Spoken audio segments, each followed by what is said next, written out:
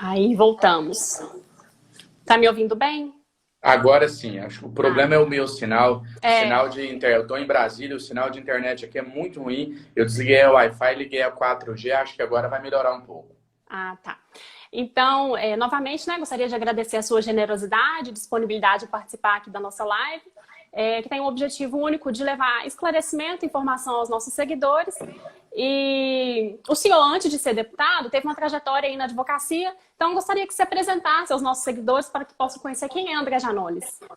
Natália, obrigado. Primeiro eu quero te agradecer pela oportunidade da gente estar podendo falar aqui sobre temas jurídicos e também te parabenizar pela iniciativa.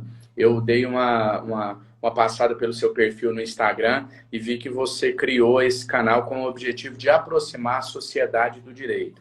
Eu acho isso extremamente importante e eu digo que o grande avanço que a gente conquistou através das redes sociais, do maior acesso das pessoas às redes sociais, é essa possibilidade da gente ter proximidade com temas que antes eram tão distantes. Por exemplo, política e direito, né? A gente saber quais os nossos direitos é algo que realmente faz toda a diferença. Eu também tenho buscado sempre utilizar as minhas redes sociais para isso. Também sou advogado, militei durante 10 anos no Triângulo Mineiro, advogando principalmente em causas relacionadas a direito do consumidor e à saúde pública, e a gente percebe que a grande parte dos direitos que a população tem ainda é desconhecida especialmente na área de direito do consumidor, que é uma área que eu atuei muito e eu posso dizer. E a gente não vê muito interesse dos nossos governantes de fazer com que a população tenha noção dos seus direitos. Então, diante disso, a gente vai falar aqui hoje sobre auxílio emergencial, e que é o tema principal da live, mas se alguém tiver outras dúvidas também, claro que eu não sei tudo, você também não, mas aquilo que a gente não sabe, a gente sabe como ir atrás e buscar as respostas. Exatamente. Então, primeiro, te parabenizar por essa iniciativa, que eu acho extremamente válida, e espero que a minha participação aqui possa contribuir também de alguma maneira com você, com os seus seguidores, para isso que eu acabei de dizer, que é a aproximação da sociedade com o direito.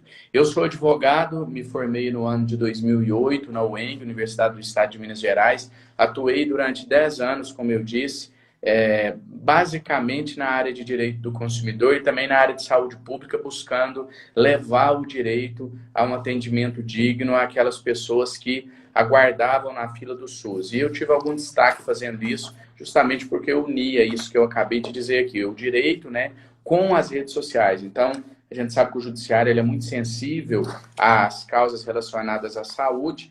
Ganhar uma liminar para que um paciente seja atendido não é nenhum diferencial, mas além de ganhar essa liminar, eu em seguida usava das minhas redes sociais para pressionar o poder público a fazer valer aquela decisão ali. Isso fez o nosso trabalho crescer, crescer, crescer, crescer. Depois, em 2018, eu tive uma participação também muito efetiva na greve dos caminhoneiros e, através daí, o meu trabalho chegou ao restante do Estado e me permitiu ser eleito com quase 180 mil votos na última eleição para deputado federal. A gente teve algumas atuações com destaque no Congresso Nacional, mais marcantes do que as outras. Eu vou falar aqui das que eu considero as três principais, que foi a reforma da Previdência, o caso de Brumadinho e agora na concessão do auxílio emergencial. Foi uma construção conjunta, né, e eu sempre deixo isso muito claro.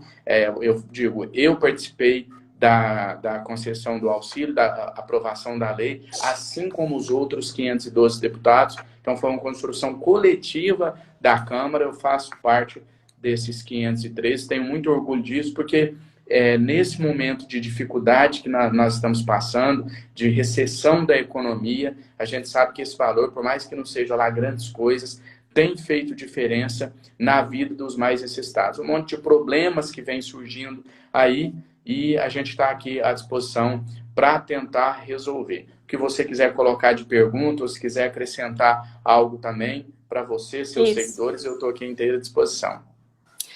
Muito obrigada. Natália, só te interromper um minutinho aqui, rapidinho. Pois não. E eu acho até bom que o nosso bate-papo seja mais informal mesmo. Tem muita gente que está vindo da minha página, que está vindo da sua, Tem pessoas aqui que estão me vendo pela primeira vez e pessoas que estão te vendo pela primeira vez também. Queria que você se apresentasse também rapidamente. Eu vi pelo seu perfil, mas a Natália ainda não nos conhecemos pessoalmente, mas tanto ela quanto eu somos formados em Direito, mas eu vi que você tem uma atuação mais destacada, principalmente academicamente falando. Se eu não me engano, você já tem um mestrado, não é isso? Queria que você falasse um pouco sobre o seu currículo também. Certo. Eu sou advogada, formada no ano de início de 2016 pela Universidade FUMEC, em Belo Horizonte, e fiz pós-graduação na área de Direito Imobiliário, Notarial e Registral, que eu trabalhei há uns bons anos no cartório de registro de imóveis, então eu tenho experiência na área e fiz a pós-graduação.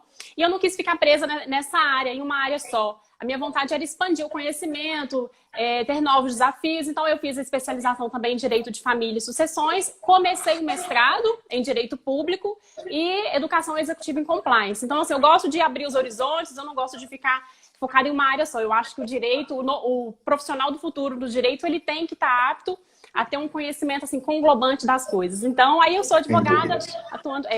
E aí criei um Instagram justamente porque eu não tenho o egoísmo de compartilhar o que eu sei. Infelizmente, na área do direito, a gente vê muitas pessoas com egoísmo de ficar retendo informações. Eu não tenho isso, sempre gostei. Então, por que não aproximar, né, dos meus amigos e familiares por meio do Instagram, compartilhando esse tipo de informação? E tá dando um resultado muito positivo, assim. Recebo muito feedback das pessoas de maneira positiva. Ó, o pessoal que está vindo aí do meu perfil, então, já vou pedir aqui para seguir o perfil da Natália, que é direito, perto da gente, o nome já diz tudo. E para a Natália me ajudar a responder as dúvidas aí, poder tirar um pouco, a gente às vezes, Natália, fica sobrecarregada e o desejo da gente é conseguir responder todo mundo, mas isso é absolutamente impossível. E eu ainda respondo diretamente minhas redes sociais, comentários, direct, é impossível responder a todos. Quando eu não responder, pergunta a Natália também, que ela também vai fazer questão de ajudar vocês. Aí. Então, eu queria começar comentando, porque nós temos ouvido falar da prorrogação do auxílio emergencial. Pela sua percepção, essa prorrogação ela vai acontecer? O valor vai se manter? Vai alterar? Vamos falar sobre isso. Natália, primeiro que eu vou ser até um pouco ousado aqui, falar para você algo que eu ainda nem falei com tanta ênfase nas minhas redes sociais. Não é nem questão de percepção, de achar ou de ter quase certeza. Eu tenho convicção absoluta, 100% certo, de que o auxílio emergencial vai ser prorrogado. Não existe a mínima possibilidade dele se encerrar no mês de junho. E eu estou um pouco enferrujado na advocacia, já há quase 2 anos que eu não atuo. Eu vou levantar uma questão aqui, eu gostaria que você complementasse, que você comentasse. A lei que nós aprovamos na Câmara, ela instituiu o auxílio pelo prazo de 3 meses, só que em um dos artigos diz o seguinte, que esse auxílio pode ser prorrogado caso se faça necessário diante do estado de calamidade pública que o nosso país vive, provocado pela pandemia de coronavírus. Então, a lei já autoriza o governo federal automaticamente, sem necessidade de passar pelo Congresso novamente, a ampliar, a estender a concessão desse auxílio. Num primeiro momento, eu acho que foi sensato colocar por 3 meses, porque a gente não sabia o que vinha pela frente. Infelizmente, a pandemia não acabou, mas poderia ter se descoberto a cura ali em abril, por exemplo, e hoje a gente já não tem mais nenhum risco de contágio. Ninguém sabia o que ia acontecer. Eu achei prudente colocar num primeiro momento por 3 meses. Acontece que a situação mudou muito pouco de lá para cá, ou melhor, ela mudou, mas de uma maneira de piorar a cada dia, né, em relação ao número de mortes, ao número de casos, ao contágio e etc. Então, a lei já autoriza o governo a prorrogar e a gente já sabe que o auxílio será estendido no mínimo até setembro. E eu acho que essa duração, até setembro não, perdão, até agosto. Eu acho que essa duração vai depender também do que vai acontecer nos próximos meses. Eu acho que pode ser que fique só até agosto, pode ser que vá até dezembro, ninguém sabe o que pode acontecer. E tem uma boa parcela da população que não tem como sobreviver se não houver a ajuda desse auxílio. O questionamento que eu faço, e aqui eu tenho uma opinião, mas eu não posso afirmar, e aí eu queria ouvir a sua também, é o seguinte: O governo tem sinalizado em manter o auxílio por mais alguns meses, porém com um valor reduzido. A lei que foi instituída não fala em possibilidade de redução.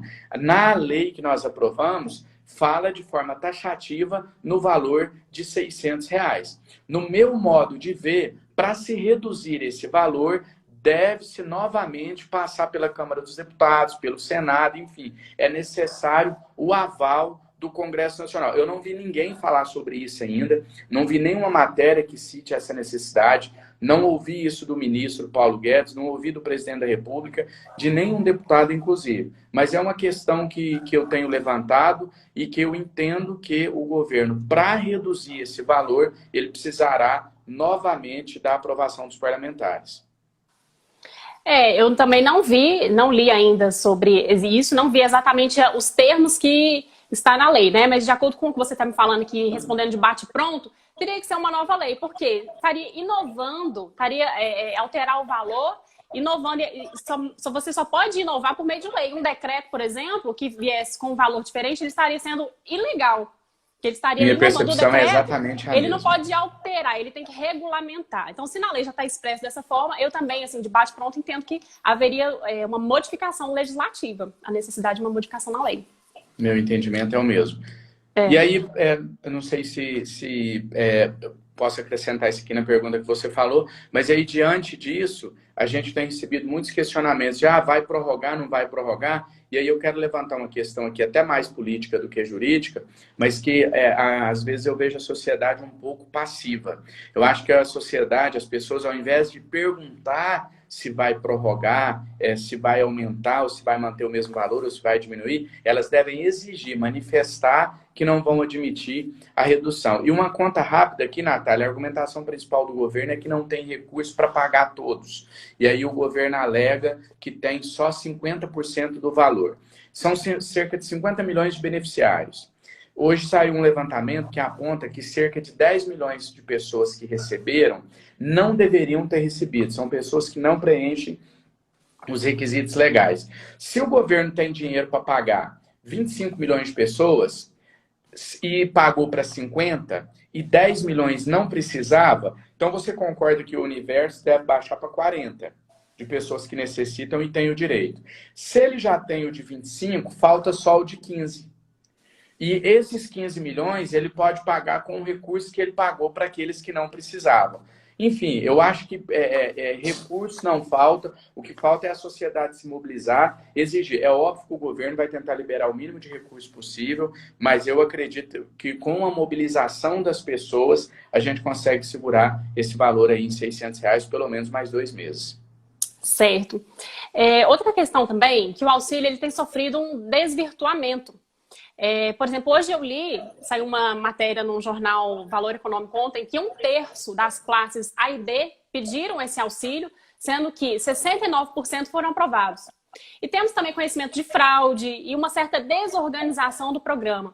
Está havendo que uma falta de fiscalização do poder público? Até que ponto o poder público ele pode e deve fiscalizar essas questões?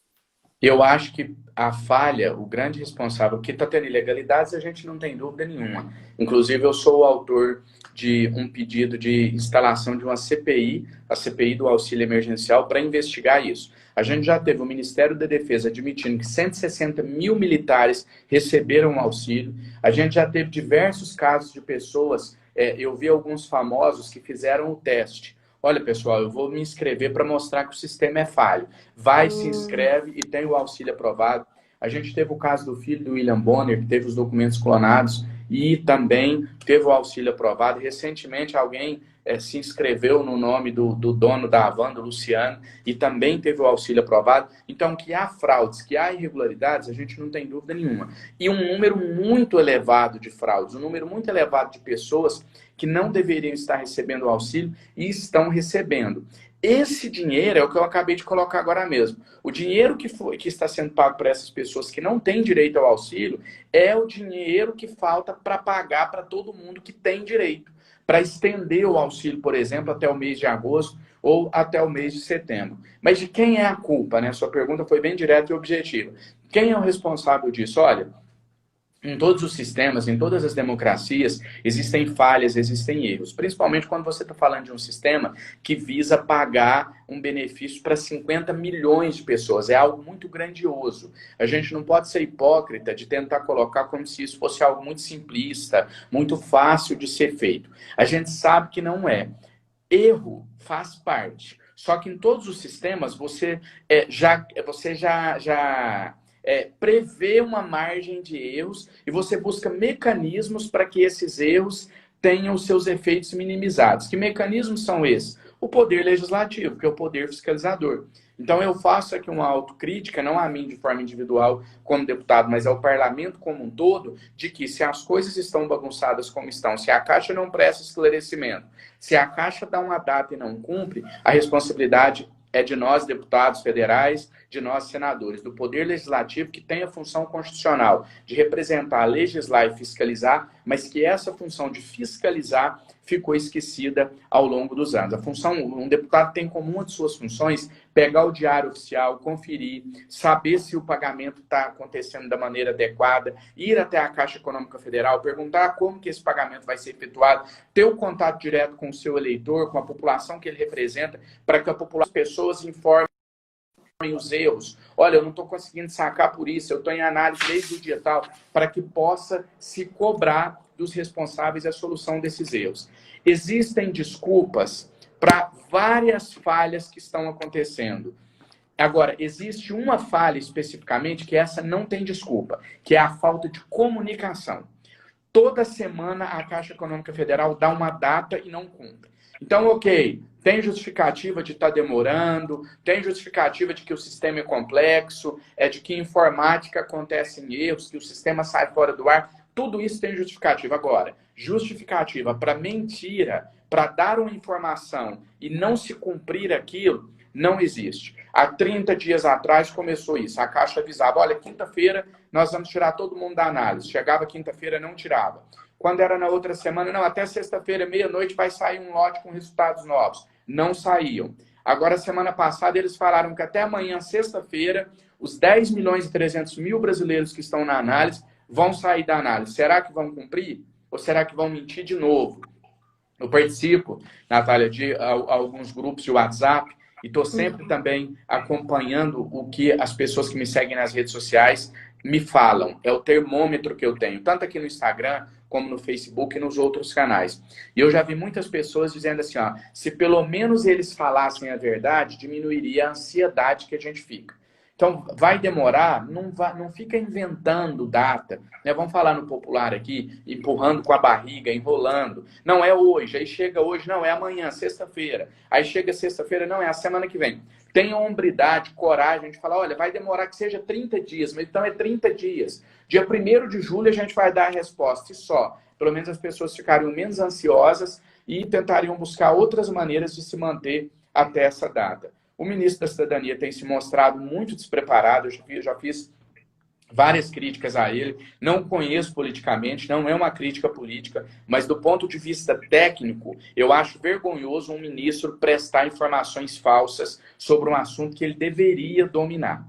Eu dizer algo aqui e de repente essa informação não se confirmasse, já seria vergonhoso para mim, isso nunca aconteceu. Mas eu acho que seria um pouco mais aceitável. Eu sou um deputado federal. Agora, um ministro da Cidadania dar data e não cumprir, falar que as pessoas vão sair da análise e não sair, ditar um número para as pessoas ligarem, sendo que aquele número nem existe. Dizer que as pessoas podem acessar o 111 para se cadastrar, sendo que o 111 é só para informações. São erros que, vindo de um ministro da pasta responsável pela concessão do auxílio, é imperdoável, é inadmissível. Então, finalizando minha resposta, eu acho que o que a gente não pode aceitar é a falta de transparência, e a CPI que eu estou propondo busca justamente isso, transparência na concessão do auxílio. Exatamente. Tanto que a transparência, a ética é um dos pilares do nosso Estado democrático de direito, e que tem que ser aplicado em todos os setores, da administração pública principalmente, né? É muito importante pontuar. Muitas pessoas não têm conseguido sequer receber a primeira parcela ainda do benefício, né? Qual tem sido o meio mais eficaz de conseguir solucionar e receber o auxílio que você tem visto aí? De forma extremamente constrangedora, porque eu me sinto eu tenho vergonha de, como deputado que participou da elaboração de uma lei que está vigorando, ter que falar para o meu eleitor que a única saída para ele fazer aquela lei valer é buscar a justiça. Eu me sinto constrangido, mas é o que eu tenho usado as minhas lives para orientar as pessoas que têm mais pressa. Graças a Deus, a justiça tem sido ágil, tem sido sensível a essa causa, e eu tenho recebido muitos relatos, Natália, de gente que buscou a Justiça Federal e conseguiu, em cerca de 10 dias, ter o seu problema resolvido. Então, a gente está orientando, buscar os juizados especiais, buscar a Defensoria Pública da União, onde não tem Defensoria Pública da União, buscar do Estado e tentar resolver através da Justiça. Essa tem sido a maneira mais eficaz. Fazer reclamação na ouvidoria do Banco Central, da Caixa Econômica Federal também, tudo é válido, mas realmente o mais eficaz até aqui tem sido a procura pela justiça. Eu entendo o seu pesar em fazer essa declaração, porque a justiça, a busca pela justiça, ela tem que ser a nossa última saída, né? Porque é tão burocrático, demorado, mas chegou num ponto que está sendo a melhor solução, está sendo a justiça, né? Uma outra sobre isso que eu falei, Natália, você quando foi fazer a sua pergunta, você disse das pessoas que estão há muito tempo na análise, né, e até hoje não recebeu nem a primeira parcela. Isso é uma outra questão que nos deixa constrangido. E por mais que eu esteja atuando, e eu entendo que do ponto de vista individual, eu estou fazendo a minha parte, e tudo que pode ser feito eu estou fazendo, mas a gente não deixa de ter também o sentimento coletivo.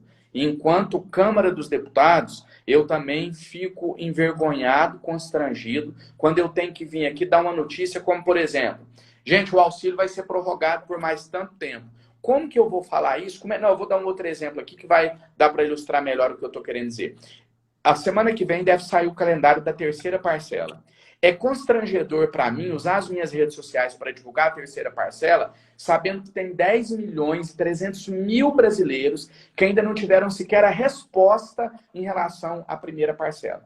Por que eu digo constrangedor? Porque dá a sensação que a gente está sendo insensível, como se a gente estivesse ignorando aqueles 10 milhões de pessoas que não conseguiram receber nem a primeira parcela. E mais esdrúxulo ainda é quando você vê o governo federal dizer o seguinte, o ministro da Cidadania, o presidente da Caixa Econômica Federal, e na imprensa dizer o seguinte, olha, podem ficar tranquilos, ninguém vai ficar para trás. Já ficou para trás. Porque eu acredito que vão ter pessoas que vão receber a primeira parcela em julho. É gente que já se endividou, que pegou dinheiro com agiota, gente que está passando fome em casa, que não tem comida para dar para os filhos. Então, mesmo que o dinheiro dessas pessoas saiam lá para julho ou para agosto, essas pessoas já ficaram para trás. Como o próprio nome diz, o auxílio ele é emergencial, é para uma situação de emergência, de urgência. Tardar no pagamento desse auxílio é cometer uma baita de uma injustiça com essas pessoas. Vamos falar aqui com relação às pessoas que recebem sem precisar, né? Preenchendo informações inverídicas, que nós sabemos que elas poderiam ser enquadradas em crimes, por exemplo, como estelionato, apropriação de coisa havida por erro.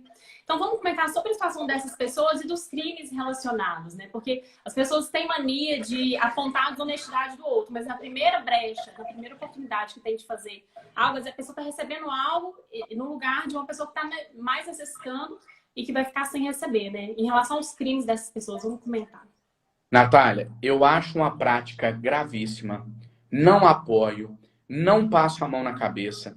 Acho que essas pessoas são, eu digo assim, crime é crime, em qualquer momento, né? Por exemplo, eu sou autor de uma lei, de um projeto de lei, melhor dizendo, que ainda não foi aprovado, que prevê que o crime de corrupção praticado durante os períodos de pandemia seja considerado crime hediondo. Corrupção é grave em qualquer momento, mas eu entendo que no momento de uma pandemia deve ser agravado. A mesma coisa com quem faz isso. A pessoa tentar dar um golpe ali, dar uma desperto, que na verdade pode até caracterizar um crime de estelionato para receber uma verba que ela não tem direito, é crime em qualquer momento.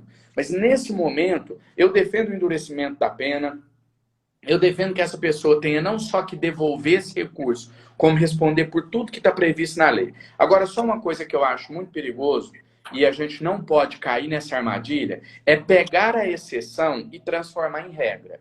Isso é o que acontece, por exemplo, quando você vê Bolsa Família. Com muita frequência, você vê um caso, a pessoa pega lá um cara que tem uma baita de uma renda, que é um empresário, por exemplo, ou sei lá, que tem 3 casas de aluguel, que não precisa do Bolsa Família e que esse cara recebe o Bolsa Família. Aí a pessoa vai lá e fala, olha para que está servindo o Bolsa Família. Essa pessoa aqui tem 5 casas de aluguel, 3 carros e recebe o Bolsa Família. Aí pega um outro cara lá, sem noção, que pega o dinheiro do Bolsa Família para beber e para fumar droga, joga um vídeo dele nas redes sociais, fala assim, olha para que está sendo usado o Bolsa Família do brasileiro. Enquanto que o Bolsa Família está matando a fome de milhões e milhões de pessoas. Então, eu defendo o endurecimento da pena, a punição dessas pessoas, mas sempre frisando que isso é exceção. E eu digo isso porque eu vi muitas pessoas querendo dizer o seguinte, todo mundo que está recebendo o auxílio é que não precisa. O auxílio só está sendo pago a quem não precisa. O auxílio está sendo pago para gente rica, enquanto os pobres estão todos ficando sem. Isso, além de ser muito perigoso, isso é uma covardia com aquela pessoa que é pobre, que precisa, que estava passando fome e que o auxílio matou a fome dela. Porque você está dizendo, quando você fala que só está recebendo quem não precisa, você está dizendo que a grande maioria não precisa. Isso não é verdade. A grande maioria das pessoas que estão recebendo o auxílio emergencial são pessoas que precisam, que estão usando esse dinheiro para comer. Ponto.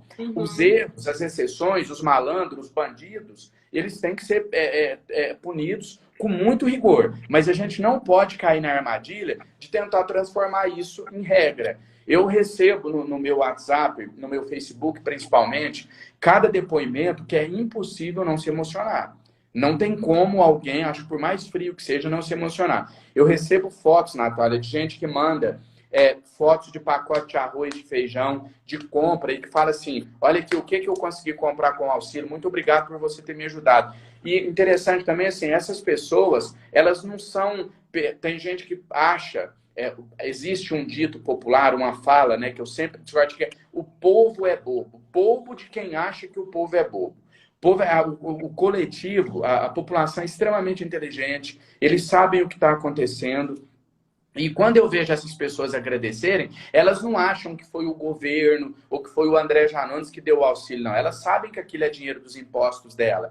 Mas elas não deixam de agradecer o empenho em tentar ajudar, em tentar auxiliar, em devolver uma parte do dinheiro que elas pagam dos impostos dela em forma desse auxílio emergencial. Eu estou saindo um pouco aqui, devagando um pouco, por conta me lembrei dessas mensagens que eu recebi. Deixa eu voltar um pouco para o que eu estava dizendo, relacionado a essas pessoas que não deveriam estar recebendo e recebem. Então, é uma minoria, faz falta, não, mas foi só 100 mil pessoas num total de 150 milhões. Não deveria ter nenhuma, porque esse dinheiro vai fazer falta na hora de pagar para quem precisa.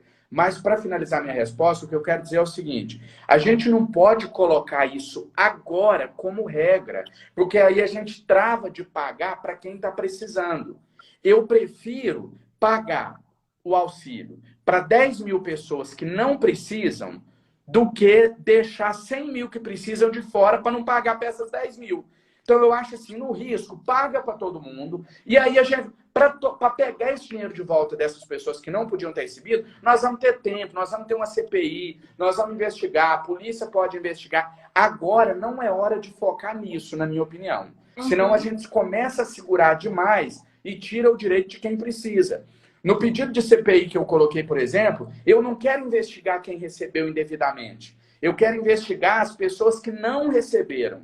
Eu quero investigar as práticas da Caixa. Eu quero investigar por que tem milhões de pessoas que preenchem todos os benefícios e foi negado. Eu quero investigar por que quem candidatou a vereador e nunca foi eleito, pessoa extremamente simples, pobre, teve o auxílio negado falando que ela tem um mandato. É isso que eu quero investigar. Mas tem que ter zelo com o dinheiro público, tem que também investigar quem recebeu indevidamente. Sim, mas não precisa ser agora, no meio de uma pandemia, desviar o foco. Vamos focar em pagar todo mundo. Passou a pandemia, acabou o coronavírus, agora a justiça vai atrás de pegar um por um dos que não podiam receber para que eles paguem nos termos da lei. Deputada, achei excelente a sua colocação. Penso assim, não tem nem reparos à fala. Realmente é a questão, é preferível pagar agora, investigar depois e com penas mais duras, porque realmente numa situação de pandemia que a gente está vivendo, cometer esse tipo de crime muito mais grave. Já que o senhor falou aí do Bolsa Família, eu queria comentar em relação às pessoas que recebem Bolsa Família, se haveria algum conflito de quem recebe Bolsa Família, recebeu auxílio, tem conflito, não tem? Qual que é o seu pensamento? Primeiro, eu vou separar aqui teoria com prática, né? Eu vou te responder na teoria, no que dita a lei. Não tem conflito nenhum.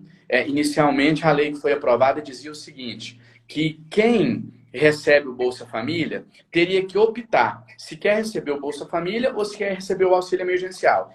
Aí acho que caiu a ficha lá do ministro da Cidadania, porque é óbvio, não precisa de ninguém escolher. Óbvio que todos vão escolher o valor que for maior. Uma mãe que recebe R$ 100 de Bolsa Família, você não precisa perguntar a ela, você quer 100 de Bolsa Família ou quer 600 do auxílio emergencial? É óbvio que ela vai querer o maior.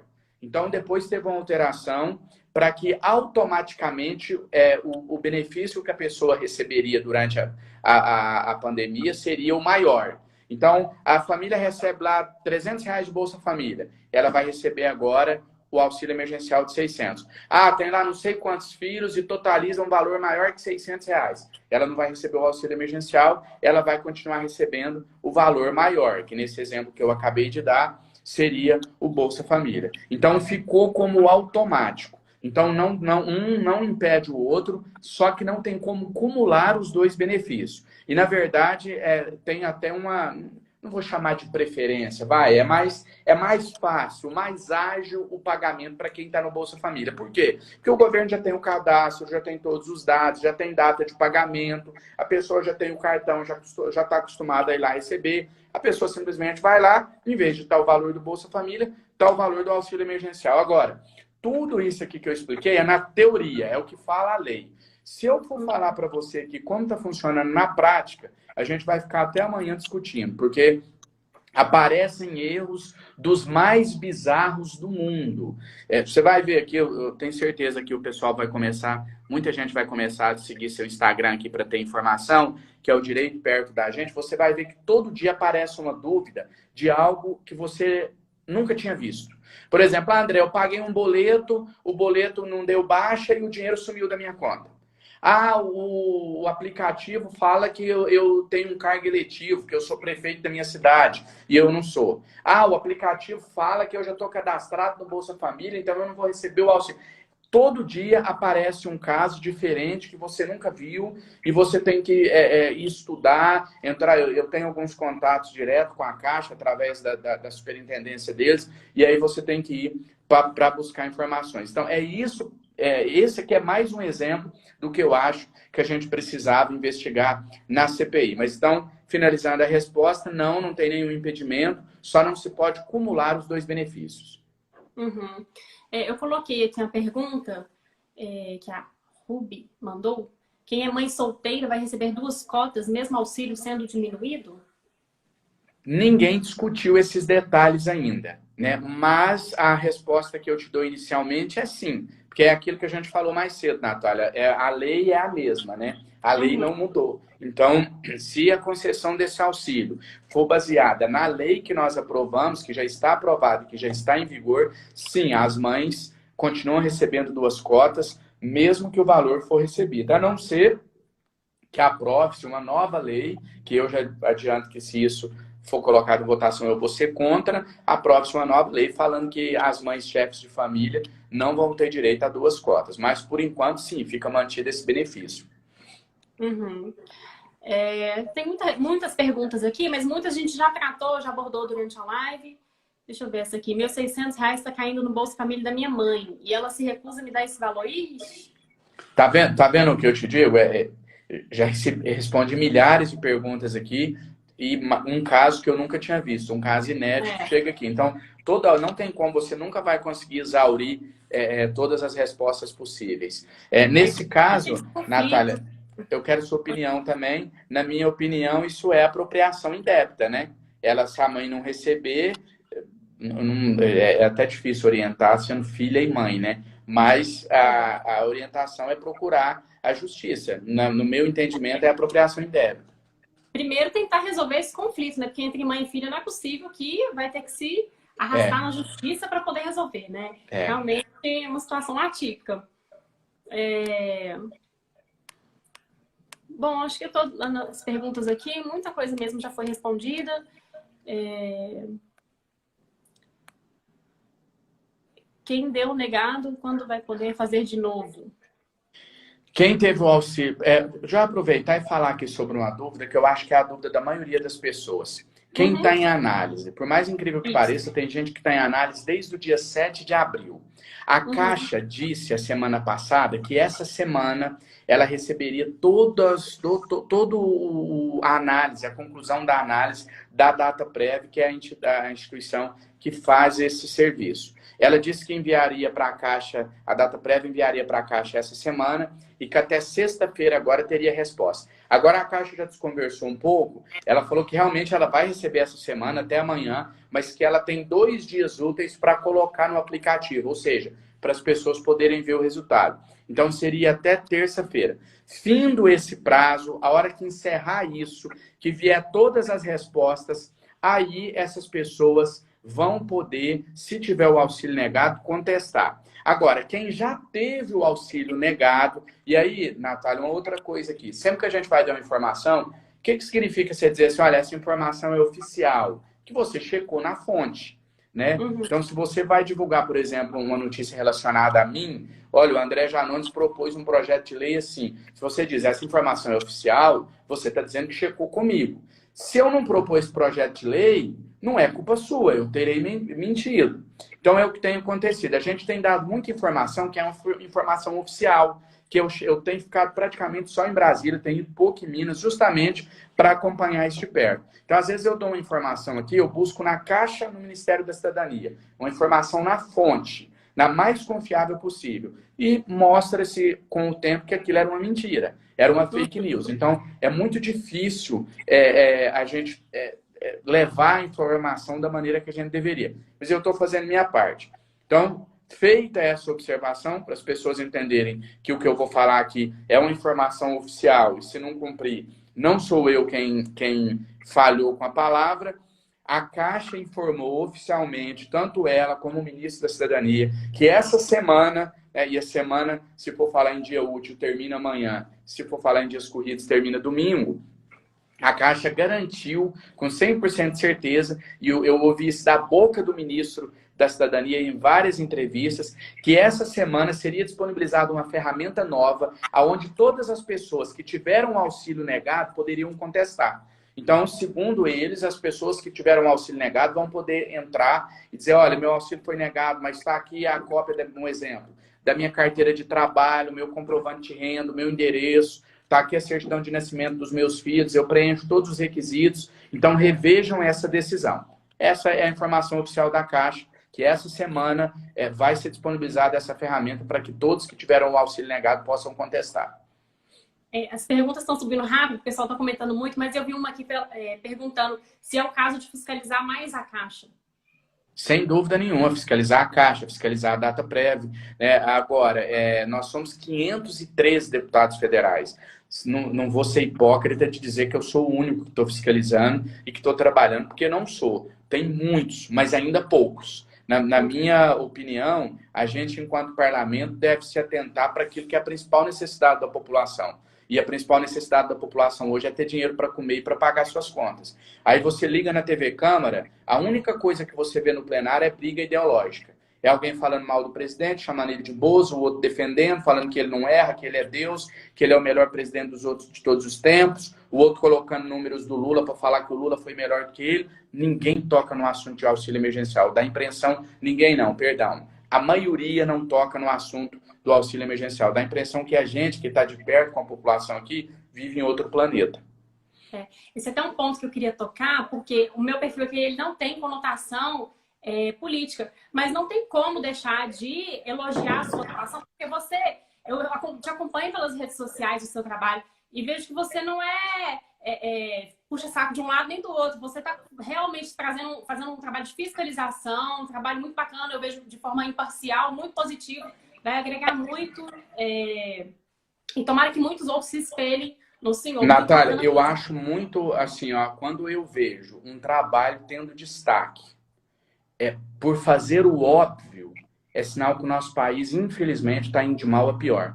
Porque o que eu faço é algo tão óbvio, não existe nada de genial, de criativo. O que eu faço é simplesmente o seguinte: criticar o presidente e cobrar ele quando ele erra e reconhecer quando ele acerta. Só isso. Isso é muito óbvio. Então, quando você destaca fazendo isso, é sinal que realmente a nossa classe política vai de mal a pior. Por essa classe política, não. Isso é um reflexo da sociedade, né? A nossa sociedade está contaminada pelo ódio. Eu costumo dizer o seguinte: quem não tem capacidade de elogiar quando um presidente acerta, não tem moral para criticar quando ele erra. E o contrário também. Quem não tem capacidade de criticar quando ele erra, de reconhecer os erros, não tem moral para defender. Você entra no perfil de um deputado da base aliada, dá a impressão que a gente está vivendo em um país de maravilhas, que o presidente é um deus, que ele não erra e ele está sempre certo. E você entra para ver o trabalho de um deputado de oposição, você vai falar, mas esse cara nunca acerta? Será que ele só erra? Então, é isso que eu tenho tentado fazer, né? Ser um ponto de equilíbrio nisso daí. Eu acho que a gente, extrema esquerda, extrema direita, o extremo nunca funcionou em lugar nenhum do mundo, e eu acho que no nosso país também não vai funcionar. Acho que a gente precisa ter serenidade, equilíbrio, bom senso para apoiar o que é bom e criticar aquilo que a gente entende que é ruim. Exatamente. A sociedade, de modo geral, precisa de mais diálogo, ouvir mais e sair desse extremismo para nenhum lado é bom, né? Então vamos começar aí para o nosso final. Tem uma pergunta aqui que se é verdade que em 2021 tem que devolver os R$600. Excelente pergunta. Eu queria, inclusive, já ter abordado isso nas minhas redes sociais. Não falei ainda, mas logo eu vou ter que abordar, porque é uma das dúvidas que as pessoas mais estão tendo. Tem uma confusão nisso daí. Vai ter que devolver os R$600, mas não é todo mundo. Quem vai ter que devolver R$600 é quem, no ano de 2020, tiver uma renda tributável superior a R$28 mil no ano. E eu não sou contra isso, porque veja bem, uma pessoa que faturou, o auxílio ele é emergencial. Eu não estou dizendo que quem ganha R$2.500 é rico e não precisa de auxílio, não é isso que eu estou dizendo. Mas o propósito desse auxílio, vamos falar numa linguagem bem popular, é não deixar o povo passar fome. O auxílio é para isso. Uhum.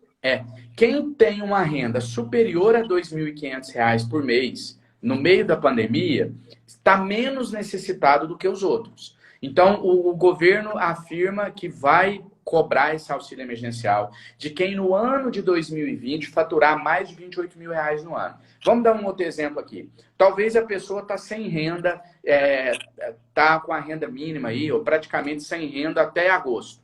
Mas nunca se sabe o dia de amanhã. Isso aqui, infelizmente, serão exceções, deve acontecer um outro caso, não vai ser a regra, mas pode acontecer. Vamos imaginar que essa pessoa, a partir de agosto, sei lá, ela arruma um baita de um emprego, ela passa num concurso, ou ela ganha algum dinheiro, e ela tem lá em agosto, setembro, outubro, novembro, dezembro, uma renda de 6 mil por mês. Então, ela vai faturar R$30 mil de agosto a dezembro.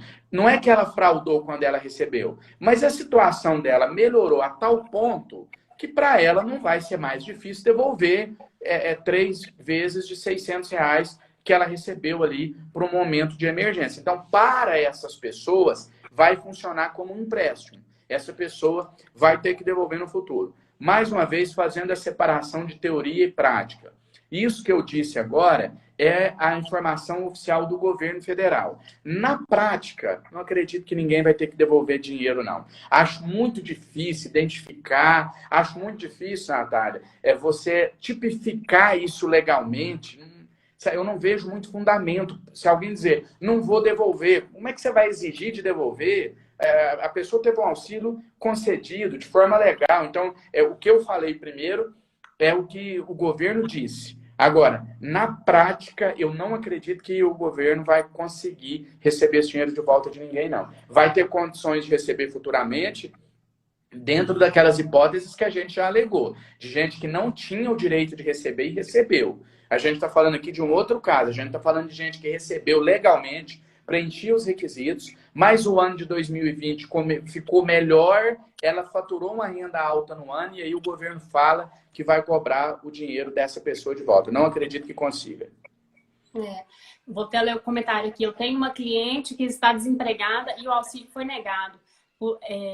Por lá constar que ela é servidora pública e ela é desempregada. Então é o tipo de erro que está acontecendo, né? Justiça Federal, não tem outro caminho. Não tem outro caminho. Então, assim, acho que vamos caminhando para o final. Te agradecer imensamente, né, pela participação, pelas suas respostas. Foram, assim, muito esclarecedoras. Espero que o pessoal tenha gostado. Eu quem te agradeço. Pessoal que me segue no Instagram, @direito perto da gente, tá aí o Instagram da Natália. E eu tô Mineirês é direito perto da gente. Em Mineirês a gente fala direito perto da gente. Tá escrito sim. Direito tá perto da Mineirês. gente. Isso. O pessoal tá vendo aí. Eu quero pedir que eu tô aqui. Não falei com a Natália antes de iniciar a live. O nosso primeiro contato foi aqui nessa live já direto. Então, sem combinar nada com ela antes, já estou aqui intimando ela a me ajudar a responder as dúvidas de vocês. Então, pedir que vocês sigam aí o Direito Perto da Gente, para a gente tentar aí, de alguma maneira, auxiliar o máximo de pessoas possíveis. Natália, parabéns pela iniciativa mais uma vez. Achei fantástica a sua ideia, tentar aproximar cada vez mais a população do direito, da política. Eu fiz isso sempre como advogado durante os 10 anos que eu atuei de forma mais efetiva. E hoje, como advogado, eu tento fazer isso também. Eu acho que, como deputado, perdão, eu acho que a comunicação ela só é efetiva quando as pessoas entendem o que está sendo falado. Não adianta nada falar bonito, falar difícil, as pessoas não entenderem. Eu tento fazer isso com a minha atuação como deputado. As fiscalizações que eu faço, por exemplo, em Minas, como fiscal do povo, eu criei essa figura justamente para popularizar, para aproximar, para despertar na população o interesse de fiscalizar, de cobrar, de entender os seus direitos. Então, quero te parabenizar pela iniciativa mais uma vez. Sei que o seu canal é recente, começou há pouco tempo. Desejo muito sucesso e eu estou sempre à sua disposição aqui, tá bom? Igualmente, também estou sempre à disposição. E agradecer a todos os meus amigos aqui que mandaram comentários, eu vejo, mas não dá para ver porque sobe tão rápido, né? Não mas dá. Um abraço para todo mundo que nos acompanhou, teve paciência aí de nos escutar. Muito boa noite. Abraço, boa noite, Até fica mais, com Deus. abraço. Até a próxima. Vou deixar salva. Beleza.